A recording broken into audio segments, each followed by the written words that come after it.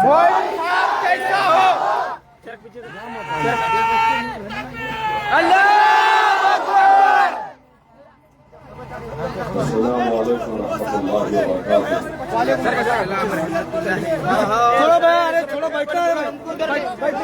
बरकातुहू। अस्सलामु अलैकुम रहमतुल्लाहि व बरकातुहू। ये थोड़ा नीचे बढ़ जाओ, इधर के भी। नहमदुहु व नसल्ली अला रसूलिल करीम, अम्मा बाद। हाँ थोड़ा औज़ु बिल्लाहि मिनश शैतानिर रजीम। बिस्मिल्लाहिर रहमानिर रहीम। शे नशीन पर तशरीफ फरमा मजलिस इत्तेहाद अल मुस्लिमीन। ओ भाई इधर किसको आन मत दो। कायदीन व जिम्मेदारान और आज के इस इंतखाबी जलसे में मेरे बुजुर्गों, नौजवानों और पसे पर्दा बैठकर सुनने वाली मेरी सतमा पर्दा नशीन माँ और बहनों, आज का ये जलसा मजलिस इत्तेहाद अल मुस्लिमीन की जानिब से मुनक्कद किया गया है। ये एक इंतखाबी जलसा है और जैसा कि आप जानते हैं कि आपके धानकी में इंतखाबात है और इन इंतखाबात में कई सियासी जमातों ने अपने उम्मीदवारों को मैदान में उतारा है। पहली मर्तबा मजलिस इत्तेहाद अल मुस्लिमीन ने आपके धानकी में यहां पर इंतखाबात में हिस्सा लिया है। चूंकि यहां के नौजवानों की, अवाम की और मजलिस के रुखा की बड़ी कोशिश थी कि मजलिस इत्तेहाद अल मुस्लिमीन यहां पर इलेक्शन में हिस्सा ले। तो वक्त आ चुका है 2 तारीख को अपने घरों से निकलकर आप तमाम को मजलिस इत्तेहाद अल मुस्लिमीन के हक में अपने कीमती वोटों का इस्तेमाल करना है। आज अगर मैं आप तमाम के सामने मुखातिब हो या आप मुझे सुनने के लिए यहां पर आए हैं, तो यकीनन आप मजलिस इत्तेहाद अल मुस्लिमीन के सिपाही को इसलिए से इस वजह से सुनने आए हैं कि मैं आप तमाम के सामने मजलिस का पैगाम रखूं। मजलिस इत्तेहाद अल मुस्लिमीन को आप तमाम जानते हैं, मजलिस के खिदमात से आप वाकिफ है।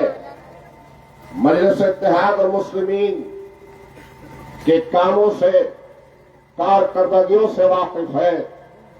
यही वजह है न सिर्फ आपके धानकी या उमरखेड़ या पूसत या आपका विदर्भ का इलाका या महाराष्ट्र का, बल्कि आज पूरे हिंदुस्तान में मजलिस इत्तेहाद अल मुस्लिमीन की बढ़ती हुई मकबूलियत इसी वजह से है कि मजलिस इत्तेहाद अल मुस्लिमीन गयूर, गरीब और मजलूमों की आवाज बन चुकी है।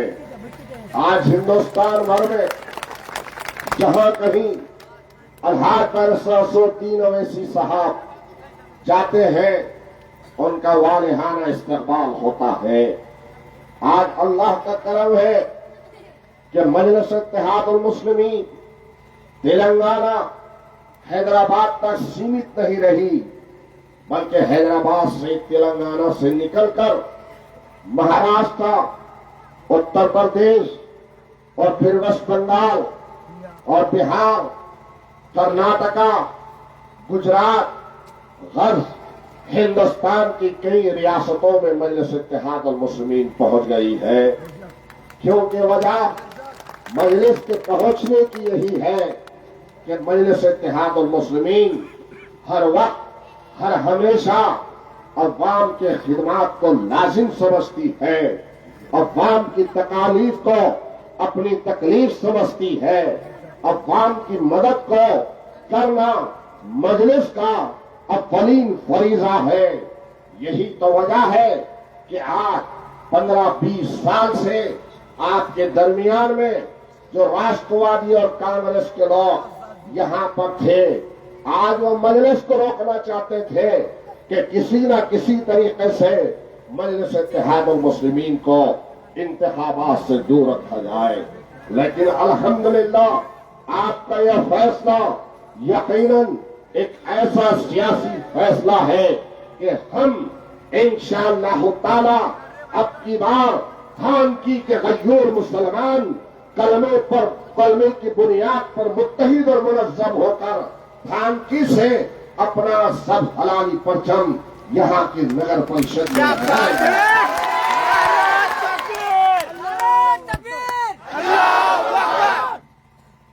और क्यों न लहराए।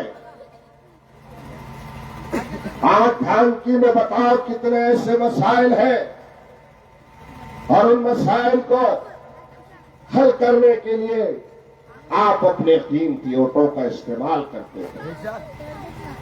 इससे पहले इलेक्शन हुआ, खासदार का इलेक्शन हुआ, खासदार के इलेक्शन में आपने अपने वोटों का इस्तेमाल किया।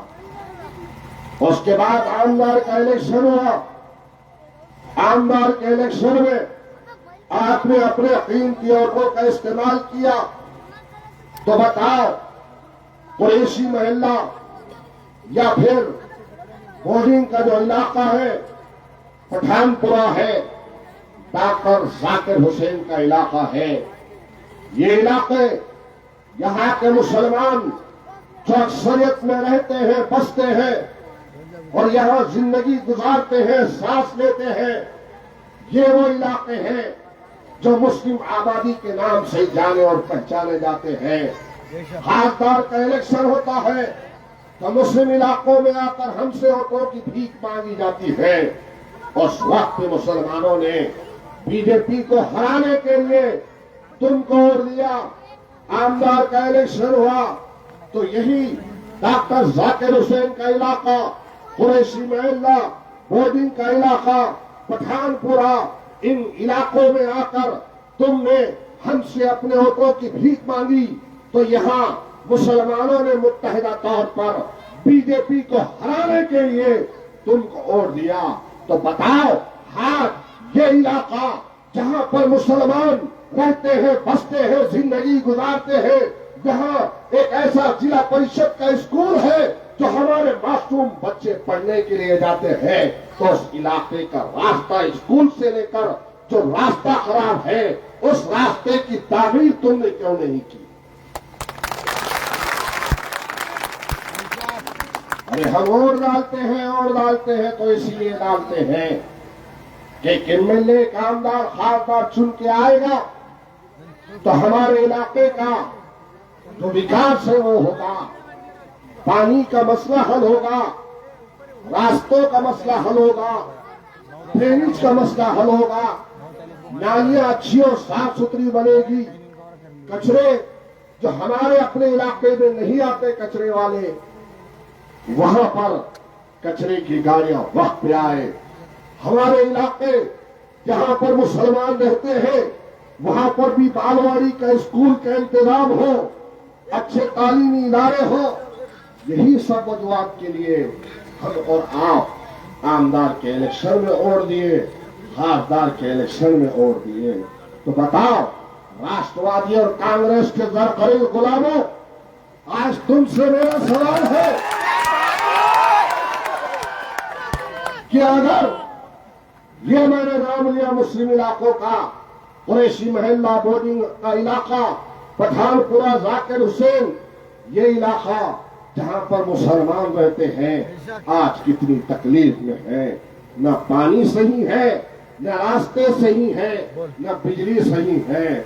और फिर जहां हमारे गैर मुस्लिम भाई रहते हैं, चाहे हनुमान मंदिर का इलाका हो या फिर मार्कंडाई मंदिर का इलाका हो या फिर साईं नगर हो, ईमानदारी से बताओ कि आज साईं नगर हो, मार्कंडाई मंदिर का इलाका हो या फिर हनुमान मंदिर का इलाका हो, उस इलाके में अच्छी सड़कें भी हैं, उस इलाके में बच्चों को खेलने के लिए ग्राउंड और मैदान भी मुहैया है, उस इलाके में वक्त पर पानी भी पहुंचता है, उस इलाके में अस्पताल भी है, तो बताओ राष्ट्रवादी और कांग्रेस के जरकरीब गुलामों, तुम 6 मेंबर आज तक वहां से चुनकर आते थे, तो उस इलाके में जो सुविधाएं हैं, इस इलाके में वो सुविधाएं क्यों नहीं? क्या बात है?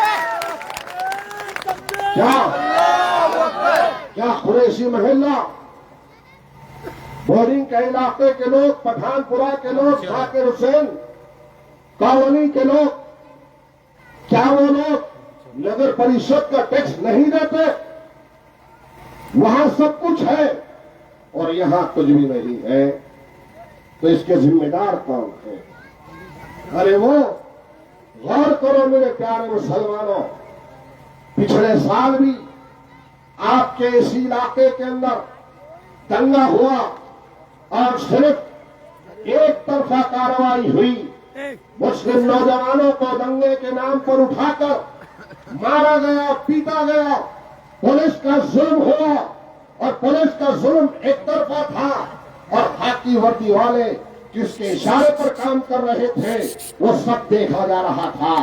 तो उन बच्चों की जमानत या उन बच्चों के आंसू पोंछने वाले या उन बच्चों को दिलासा देने वाले कोई और नहीं थे बल्कि अंजू लाला इरफान साहब और मजलिस इत्तेहाद मुस्लिमीन।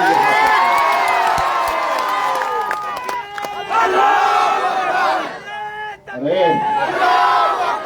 और करो, अरे क्या सूरत हाल है कि 15-15, 20-20 वर्ष से राष्ट्रवादी और कांग्रेस की गुलामी करने वाले गुलामों कि तुम 15-20 साल से गुलामी किए, बच्चों को अंदर किया गया, बच्चों को जेल में डाला गया, कोई नहीं आया।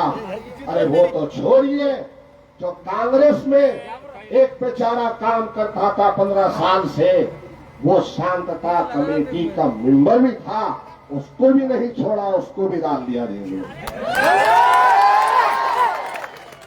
इसीलिए तो हम कह रहे हैं मेरे भाई, नुमाइंदगी करना है, खिदमत अगर अंजाम देना है तो आओ मजलिस से जुड़ो, मजलिस का साथ दो। मजलिस मर्दों की जमात का नाम है, मजलिस शेरों की जमात का नाम है, मजलिस मुजाहिदाना किरदार रखने वाले नौजवानों की जमात का नाम है। मजलिस से जुड़ते हैं तो खुद ब खुद अल्लाह तबारक व तआला रोब और दबदबा देता है।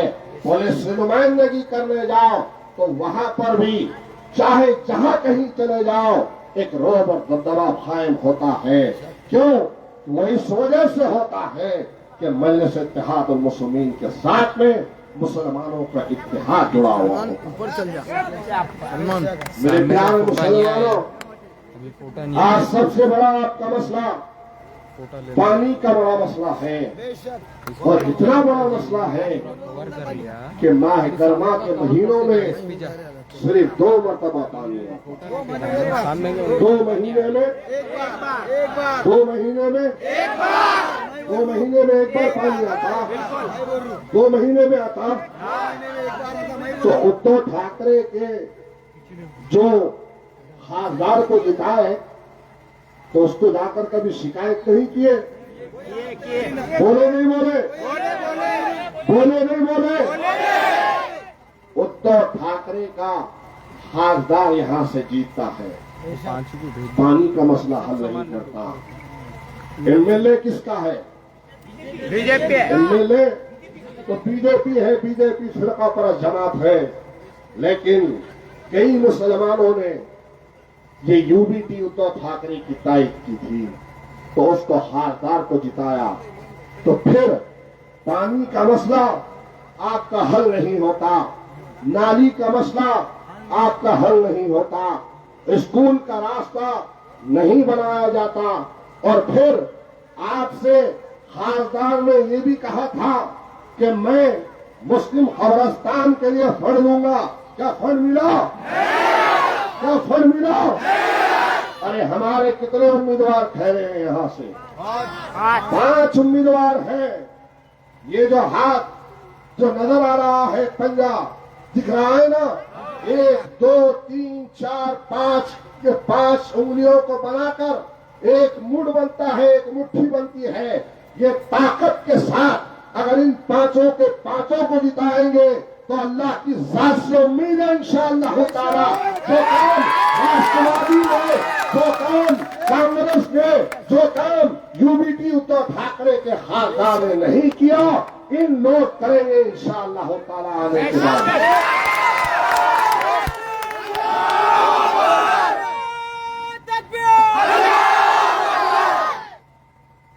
15 सालों से है ये लोग। कितने सालों से है? 15 सालों से न काम करते, न कब्रिस्तान का फंड देते, न पानी की सरबराही करते, न कुछ करते, सिर्फ अपने घर भरते, सिर्फ अपने घर भरते हैं। नगर उपाध्यक्ष भी कांग्रेस का है नहीं है। और फिर हमसे कहा जा रहा था कि मजलिस को मत लड़ाओ। क्यों मत लड़ाओ?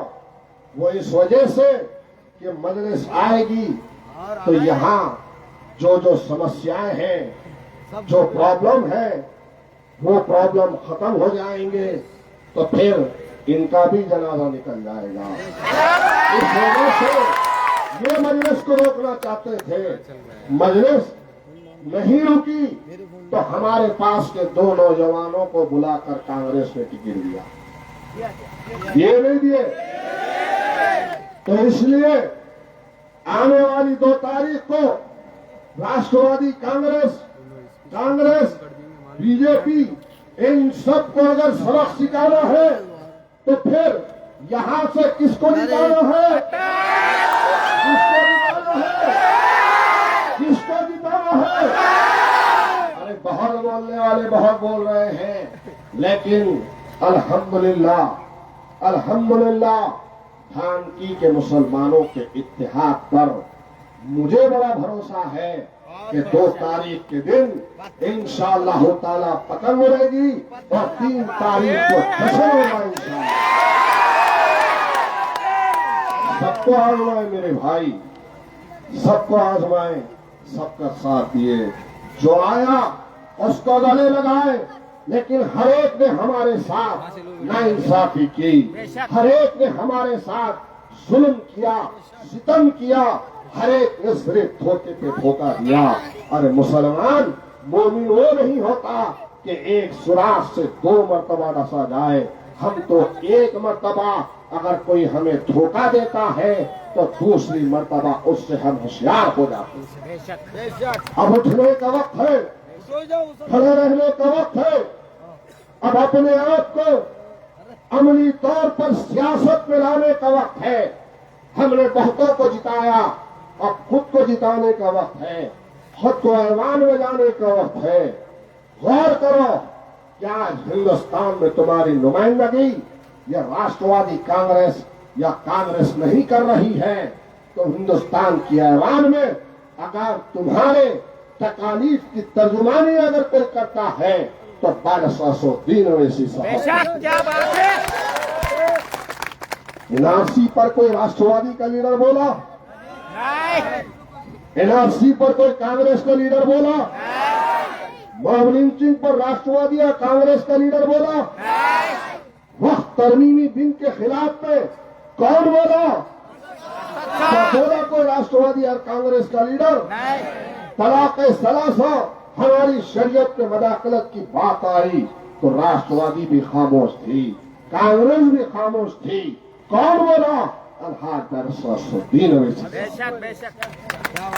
अरे हर महाज पर हम आगे बढ़ रहे हैं, लेकिन हमको तुम्हारी ताकत की जरूरत है।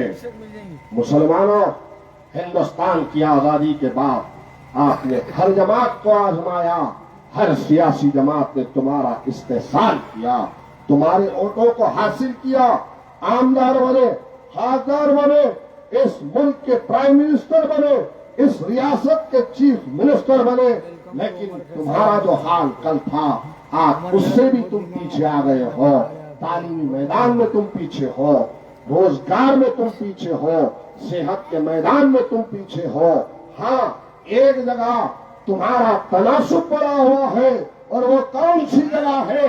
वो जेलों की काल कोठरी है, जो तुम्हारे पढ़े लिखे बच्चों को बम धमाकों के नाम पर ATS NI जैसे ये लोग उठाकर जेल में डालते हैं।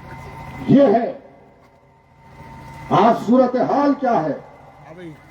इसीलिए हम चाहते हैं कि धामकी के गयूर मुसलमानों हैवान सियासत में पार्लिमानी जमहूरियत के अंदर आपको अमली मैदान में आना होगा, क्योंकि हमारा और तुम्हारा कोई लीडर है तो बैरिस्टर ओवैसी।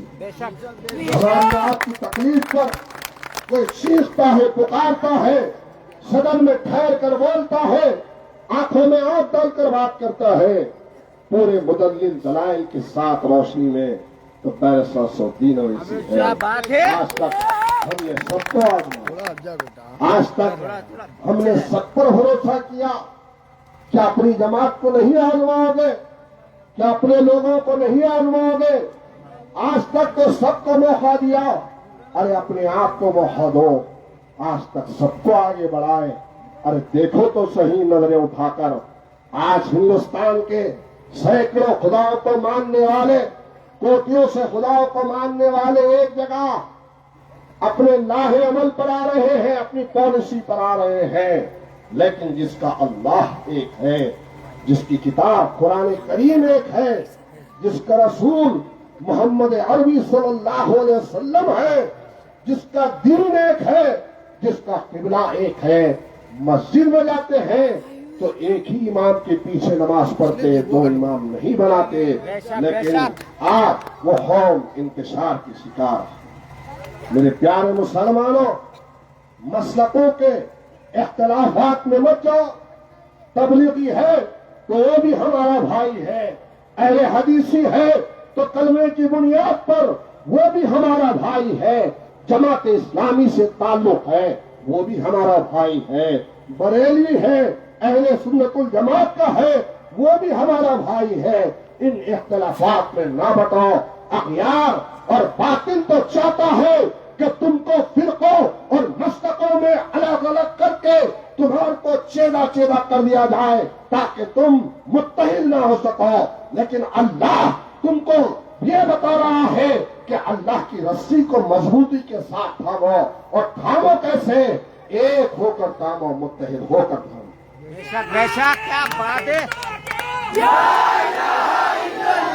वरना आज तो इसके मुंह में, वरना आज तो हिंदुस्तान की कई रियासतों में, खुद रियासत महाराष्ट्र में, जिसके मुंह में जो आता है मुसलमानों के खिलाफ बोलता है, जिसके मुंह में जो आ रहा है जहर उगल रहा है, चाहे क्रिच सुमैया हो या फिर राष्ट्रवादी का जगताप हो या फिर बिहार का वो सांसद हो जो हिंदुस्तान के मुसलमानों को नमक हराम कहता हो। ये सब एक है। शिवसेना हो, बीजेपी हो, एनसीपी हो, शिंदे की सेना हो, कोई तुम्हारा नहीं है। सबके सब आपस में मिले हुए हैं। रामगिरी में रसूलुल्लाह सल्लल्लाहु अलैहि वसल्लम की शान रिसालत में जो बकवास बकी तो उसके खिलाफ कोई नहीं बोला, बल्कि यही राष्ट्रवादी और कांग्रेस के लीडरान ने उसकी तायद की। शहादत बाबरी मस्जिद कांग्रेस के दौर इख्तिदार में शहीद हुई, हमारे अल्लाह के घर को शहीद किया गया। ये जगताप कहता है कि मुसलमानों की दुकानों से खरीदो फरोख्त बंद कर दो। यही वो जगताप है जो मुसलमानों के खिलाफ में जहर उगलता है, और उसके साथ साथ कांग्रेस और राष्ट्रवादी के लोग भी आज जहर उगल रहे हैं। वो जो रत्नागिरी का, कोल्हापुर का छोटा सा टिल्लू है, वो भी है। वो जो छोटा सा टिल्लू है, वो जो बीजेपी का वो नेपाली भी बहुत बोल रहा है और वो भी कह रहा है। क्या कहता है कि अजान पर पाबंदी लगा दो, कभी कहता है कि जाओ मुसलमानों के मस्जिदों के अंदर और मस्जिद से बाहर निकाल के मारो। अरे राणे राणे, तू तेरा बाप और जितने फिरका परस्त है ना, वो सब मिलकर कौन सी मस्जिद में अल्लाह के घर में आना है बता। उस अल्लाह के घर में मैं आऊंगा। आने के बाद इंशाअल्लाह ताला तुझे कलमा पढ़ाकर सिर पे टोपी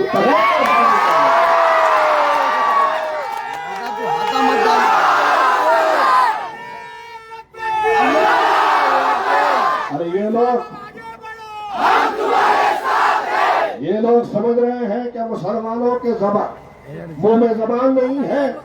वो अलग बात है कि हम शराफत का मिजाज रखते हैं। अगर बोलने पे आ जाए ना तो इतना बोलेंगे राणे हो, ठाकरे हो, गिरिराज हो, सादली हो या फिर इनके जितने संगठनों के लोग हैं ना, बोलते जब बोलना शुरू करेंगे तो तुमको सुनकर तुम्हारे कानों से खून निकलना शुरू हो जाएगा। इसीलिए आप तमाम से मेरी अपन गुजारिश है, मजलिस का साथ देंगे ना इंशाअल्लाह, मजलिस का साथ देंगे ना इंशाअल्लाह। एक जोरदार नारा दीजिए, नारे तकबीर, नारे तकबीर। तो 2 तारीख को पक्का पतंग उड़ाएंगे ना इंशाअल्लाह, ऐसा उड़ाएंगे। अरे हटो यार, ऐसा डालेंगे और कांग्रेस, बीजेपी, राष्ट्रवादी सबका सवाल इंशाअल्लाह। खुदा हाफिज़।